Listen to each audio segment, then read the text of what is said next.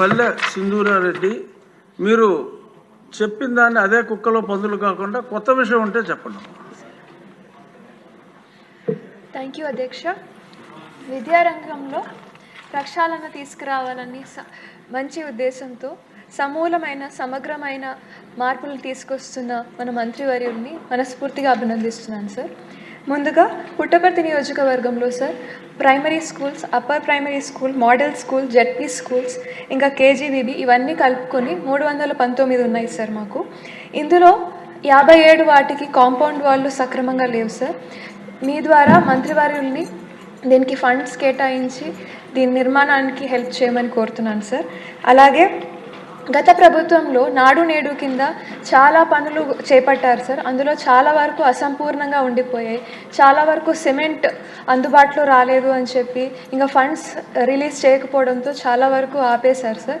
వీటిని ఏమన్నా పునర్ప్రారంభించే పనులు ఏమన్నా ప్రభుత్వం చేపడుతుందా అనేది ఒక ప్రశ్న సార్. అలాగే మా పుట్టపర్తి నియోజకవర్గంలో సార్ దాదాపు 106 స్కూళ్ళకి రూఫ్ లీకేజెస్ ఇంకా ఎక్స్ట్రా క్లాస్ రూమ్స్ అవసరం ఉండేటివి కొన్ని ఉన్నాయి సార్. అలాగే ఈ మధ్యాహ్న భోజనం పథకం కోసం కిచెన్ షెడ్స్ లేనివి 14 ఉన్నాయి సార్. అలాగే ఆర్ఓ ప్లాంట్స్ లేని స్కూళ్ళు 38, టాయిలెట్స్ అవసరం ఉన్న స్కూళ్ళు 11 ఉన్నాయి సార్. వీటికి కూడా ఫండ్స్ కేటాయించమని మీ ద్వారా మంత్రివారిని కోరుతున్నాను సార్. దీనికి కావాల్సిన డీటెయిల్స్ మీ ద్వారా మంత్రివారికి పంపుతున్నాను సార్. Thank you. మంత్రి గారు నారా లోకేష్ గారు.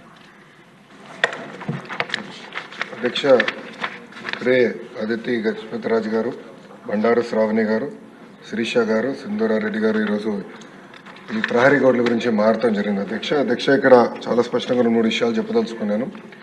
ఈ ప్రహరీ గోడలు మొత్తం పూర్తి చేయాలంటే దాదాపు 3,000 కోట్ల రూపాయలు రాష్ట్ర ఇప్పుడు అవసరం ఉంటుంది. అధ్యక్ష, ఇది కన్వర్జెన్స్ కింద, అంటే ఒక పక్కన ఉపాధి హామీ కింద, ఇంకో పక్కన మనబడి మన భవిష్యత్తు కింద కార్యక్రమం కింద దశల వారీగా చేపడతామని గౌరవ సభ్యులకు నేను తెలియజేస్తున్నాను.